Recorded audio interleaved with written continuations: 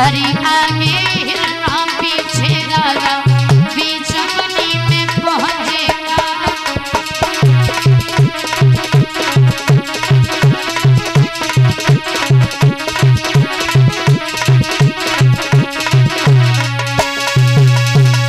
महाराज ने के हिरन को सामने से जाता हुआ देखा, घोड़े को पीछे दौड़ा दिया। वो हिरन कोई साधारण हिरन नहीं, भाई देव ऋषि नारद थे जो सुनीति को वचन दे करके आए थे। आज महाराज उस हिरन का पीछा करते करते काफी दूर तक पहुंच गए। रात्रि का समय हो गया, सिपाही वापस लौट के चले आए, महाराज अकेले रह गए। आधी रात का समय जब वापस आए, दरवाजा खटखटाया। सुरुचि दरवाजा खोलो। क्या महलों की दासियां भी सो गई? लेकिन किसी ने दरवाजा नहीं खोला। तो महाराज ने मन में विचार किया, क्यों ना आज बड़ी रानी के घर चलते हैं।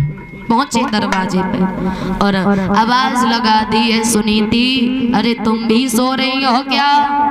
तो वो मैया पहली आवाज में उठ के बैठ गई और फिर उसने मन में विचार किया कि हमारे महाराज इतनी रात्रि के समय क्या करने के लिए आए? कहीं ऐसा तो नहीं है कि हमारी सौत ने कहीं मरवाने के लिए भेजा हो हमें। दौड़ के गई, दरवाजा खोला, देखा महाराज तुम। महाराज बोले हाँ रानी।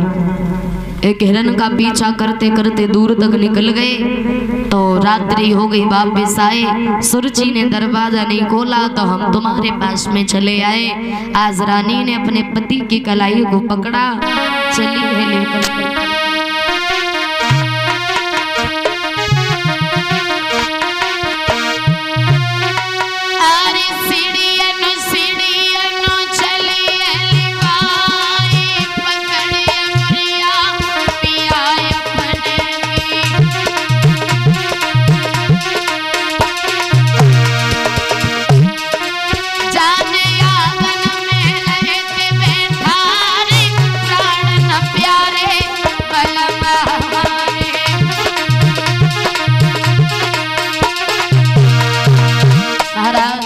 भूख लगी हो गई बहुत तेजी से, कुछ रखा है खाने के लिए? रानी बोली हमारा आधी रोटी जो की धरी है, पाव पे नमक धर दो संभाले, आधी रोटी जो की धरी है।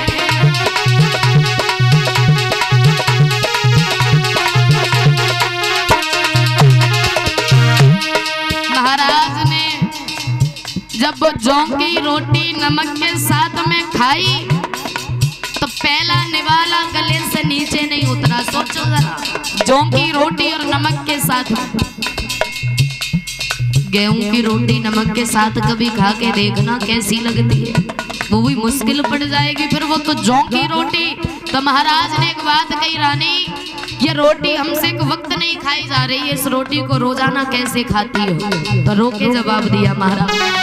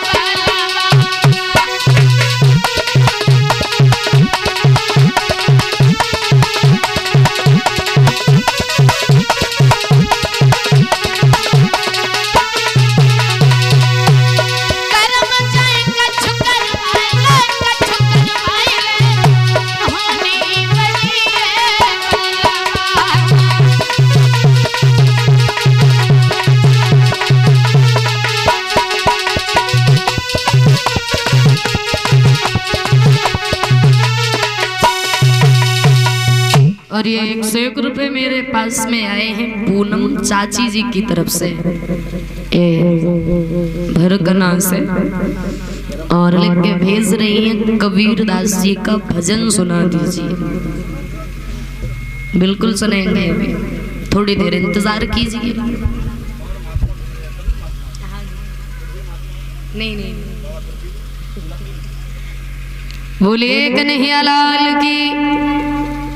धीरे धीरे समय गुजरता चला जाता है। महाराज ने रात्रि भर रानी के यहाँ पर विश्राम किया है। सुबह जैसे ही हुआ चले तो क्या देखा, सुरजीत दरवाजे पे ही खड़ी है। आते ही आते कहने लगे क्यों महाराज, कहाँ थे? अरे हमें पता है तुम कहाँ थे। महाराज कुछ नहीं बोले, चुप खड़े हैं। तो महाराज बोले क्या पता है तुम्हें? सुरजी कहने लगी तुम तो नहीं बताओगे, लेकिन हमें पता है तुम कहाँ थे। तुम उस सुरजी वो सुनीति के घर पर थे ना। लेकिन महाराज वो दिन याद करो जब तुमने हमारी कसम खाई थी और एक बात कही थी कि हम कभी भी उस सुनीति के घर नहीं जाएंगे। महाराज कहने लगे पागल ना हो जाओ सुरजी, तुमने आते आते उस रानी को घर से बेघर कर दिया और फिर भी तुम्हारी आत्माओं में चैन नहीं है, तो ले जाओ तलवार और जाकर के उसको मार दो। सुरजी चुप हो गई। क्षमा करना महाराज, अरे हमें तो ऐसा लगा था कि मानो तुम सुनीति के घर पर थे। कलाई पकड़ी अंदर लेकर के गई। धीरे धीरे समय गुजरा, दोनों रानियों ने गर्भ धारण किया, लेकिन अंतर बहुत बड़ा है दोनों रानियों में। कुछ समय बीत जाने के बाद एक एक पुत्र को जन्म दिया दोनों रानियों ने। और दोनों रानियों में, दोनों बच्चों में बहुत बड़ा अंतर है। एक रानी के पास सेवा करने के लिए अनेक दासियां हैं, अनेक, और एक रानी के पास इतना भी कोई नहीं है जो उस दुखिया को कोई एक गिलास पानी तक पिला दे। और एक पुत्र को नहला धुला के दासियां पालने में झुलाती हैं, और एक दुखिया के पुत्र को पत्तों पे सुलाया जाता है धरती पर। भारी किस्मत।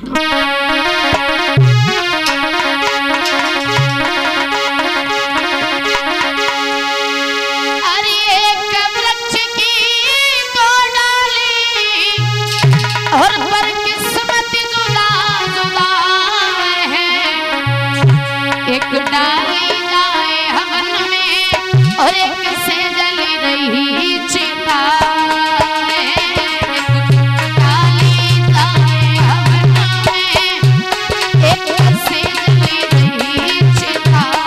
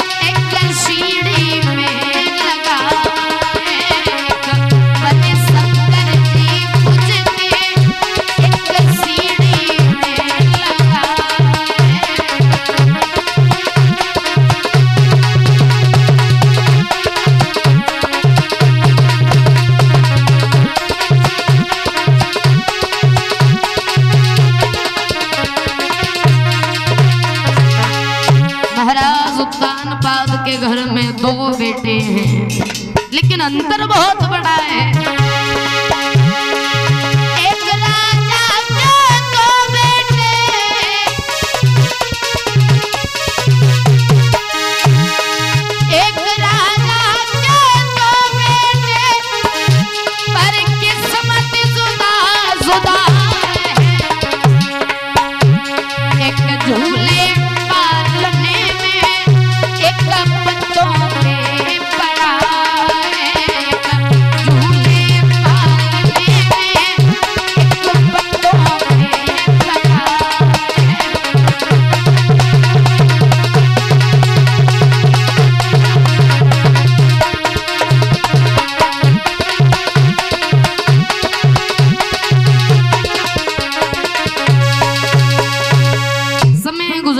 चला गया।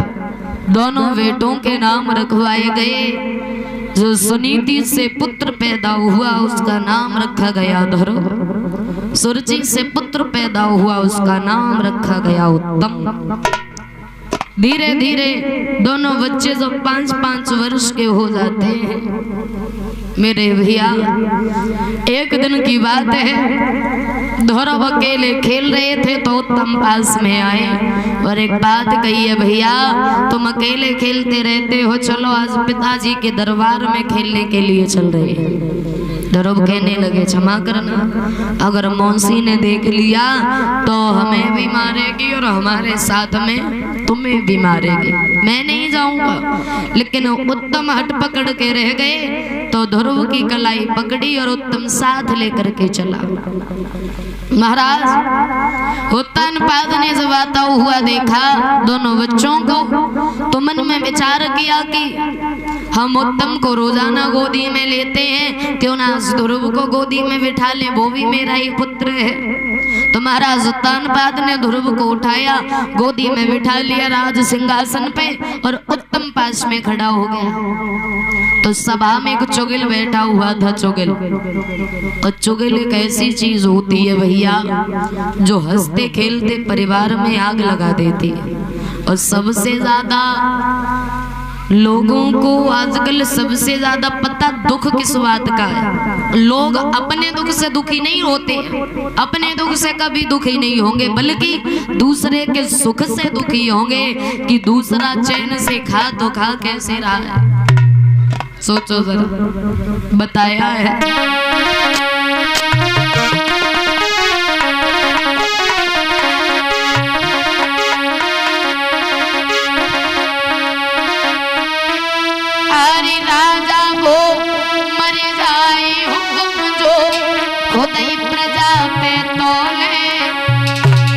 चुगिल घोर बेईमान मरे जो अमृत में विष घोले। चुगिल घोर बेईमान मरे जो अमृत में विष घोले। चुगिल घोर बेईमान मरे जो अमृत में विष घोले।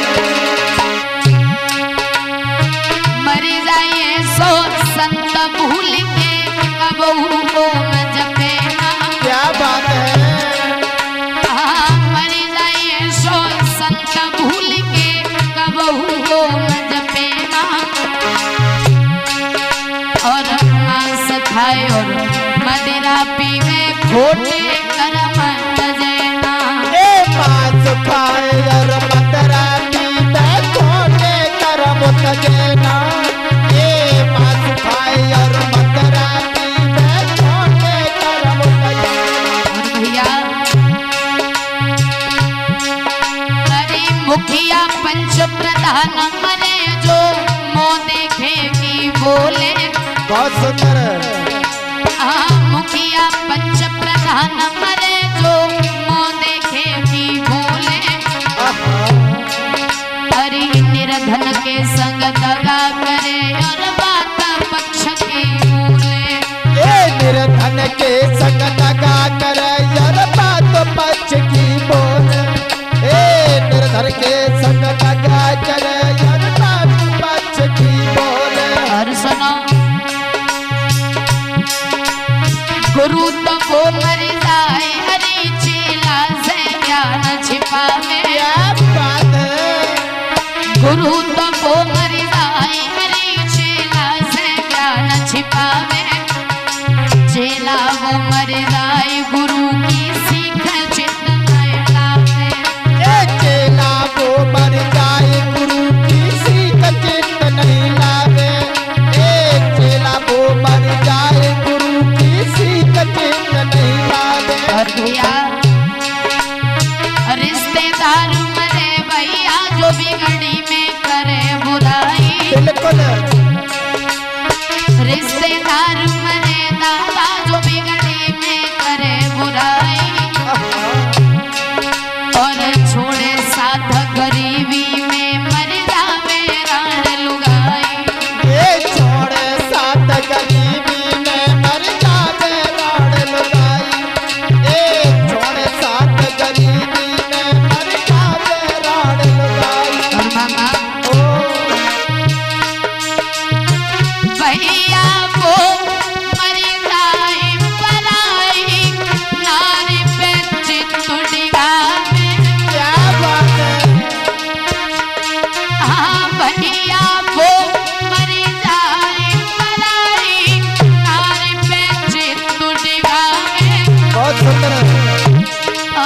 मर जाए सो रात रात को के रन पे पिटवावे मर जाए सो रात रात को चरण से पिटवावे मर जाए सो रात रात को चरण से पिटवावे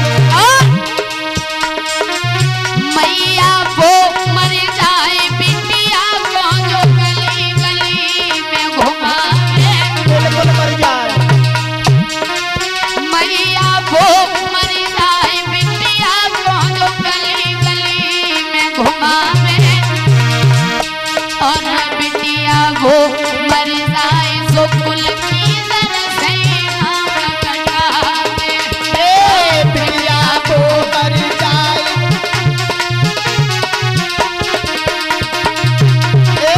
प्रिया को मर जाए कुटुंब की जब सही बात बतावे मामा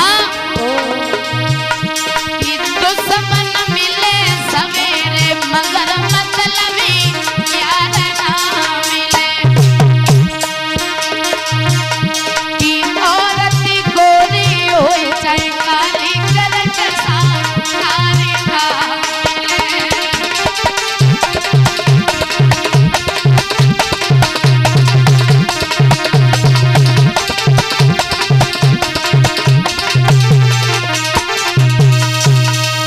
इधर वो जुगी लुट करके गया, जाकर के सुरची से कहा रानी तुम यहाँ पर बैठी हो, राज दरबार में चल के देखो तुम्हारा बेटा धरती पे से खड़ा है कि मानो उसका कोई है ही नहीं, और उस दासी का बेटा महाराज की गोदी में बैठा है। बाहरी चुगी दौड़ करके आई सुरची, आते ही आते ध्रुव की गलाई पकड़ी और जमीन पे धक्का मारा, एक गाल पर तमाचा दिया, चला जाए यहाँ से।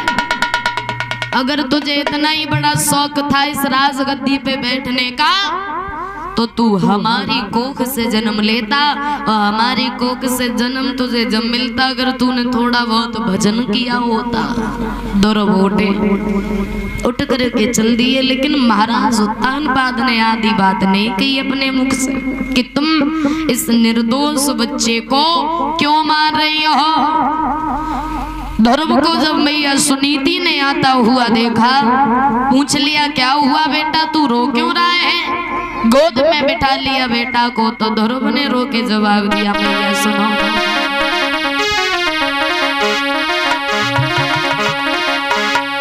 अरे रोई रोई कहे ध्रुव सुकुमार और मैया मोई मौसी